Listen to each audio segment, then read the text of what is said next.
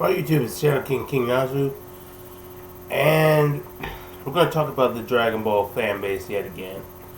There's been a problem that's been going on for quite a while now, but I kind of held my tongue because I tried not to make a big issue out of it, but it's really got out of hand lately. I'm talking about how the Dragon Ball fan base is trying to get attention and views and exposure in a post Dragon Ball Super anime era or period rather. Because ever since the Dragon Ball Super anime ended and there was not much content to talk about, Dragon Ball YouTubers who mainly focus on that content alone have been rather struggling.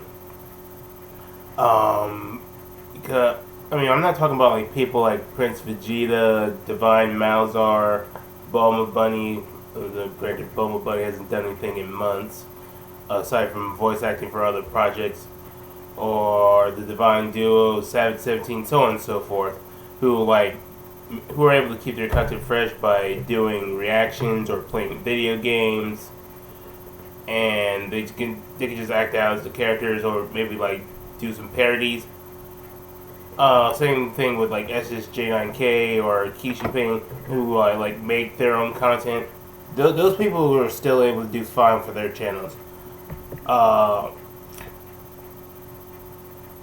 people who are struggling are people who don't really have, whose content is not really that interesting, and they just do like clickbait videos. Like for example, this guy who has this thumbnail of an old Goku and Zeno being held by his, what I assume to be his mother, despite the fact that Goku's in his 40s, and it's been said in Dragon Ball Super that Saiyans remain in their youthful and peak appearance until they reach 80. So that's just a person trying to get attention. Or this other one with Ultra Instinct Goku taking a step back because looks like Ultra Instinct Yamcha is going to fight, despite the fact that Yamcha hasn't achieved Ultra Instinct and most likely never will because he doesn't train anymore. Or at least not to the same degree as like other people. I pretty much gave up on that. And getting Ultra and he doesn't really, I don't think he really has the right mentality to get Ultra Instinct, because you need to be calm and you need to not be clouded by unnecessary thoughts. And not to mention you have to be trained by the gods, which he didn't even go through. So it's just a person trying to get attention. Or Goku trains Caulifla to her limit. Dragon Ball Super Universe 6 Part 4. It's just ridiculous how many people are this desperate just try to make fake stories, or trying to say like, oh, this confirmation of Dragon Ball Super 2 coming out 2020, or I know that 2020 is over, but it still pretty much just shows how desperate these YouTubers are trying to get. Even I would say to a lesser extent, like the big YouTubers like Geekdom 101 and his crew who do like Dragon Ball discussion channels have been kind of struggling, because they mostly just, when they're not covering the awful Dragon Ball Super manga by Toyotaro, that's a whole nother can of worms that we shouldn't get into right now. They just do like small discussions of what could possibly happen in the manga. That's pretty much mostly what's keeping them afloat. Or just talk about other guides. But that's okay. It's not to the same degree as the people who are just clickbaiting, or they'll just like review like fan manga like Unreal Engine Gaming does.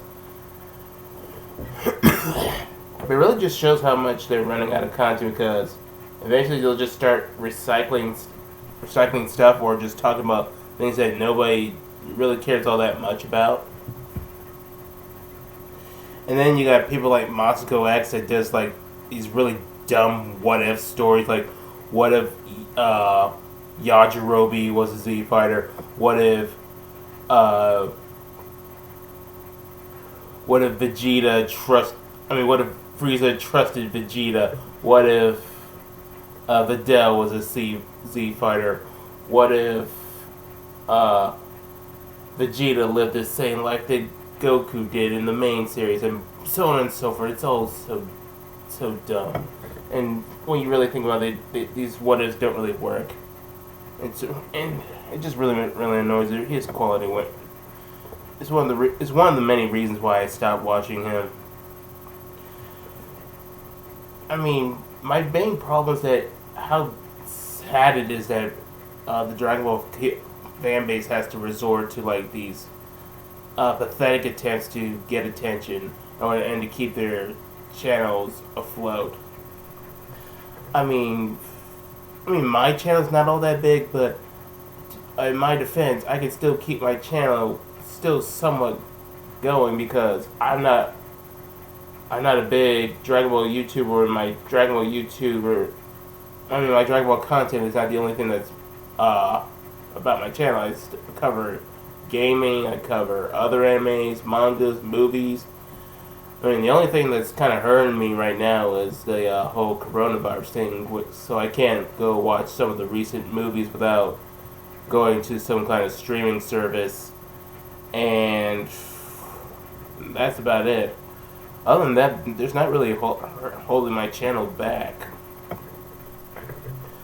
So my advice to like these other YouTube channels that are solely focused on Dragon Balls, that maybe you want to branch out more. Maybe cover like a different anime. You could cover One Piece or Digimon, or whatever. You don't even have to do a big mainstream anime. You could cover like these other good but lesser known anime, like Welcome to Demon School Iruma-kun.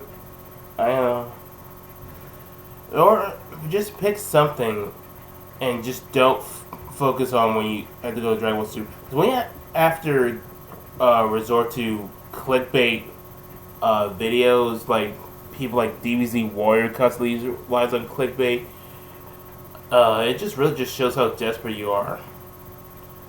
So you guys tell me, do you guys think it's kind of sad that these Dragon Ball YouTubers have to do this just to get any form of attention? Or is it just me? Because I think it's honestly one of the saddest things I've seen on the internet. Anyway, those are pretty much all my thoughts. I'm sorry I didn't really have much more to say about it.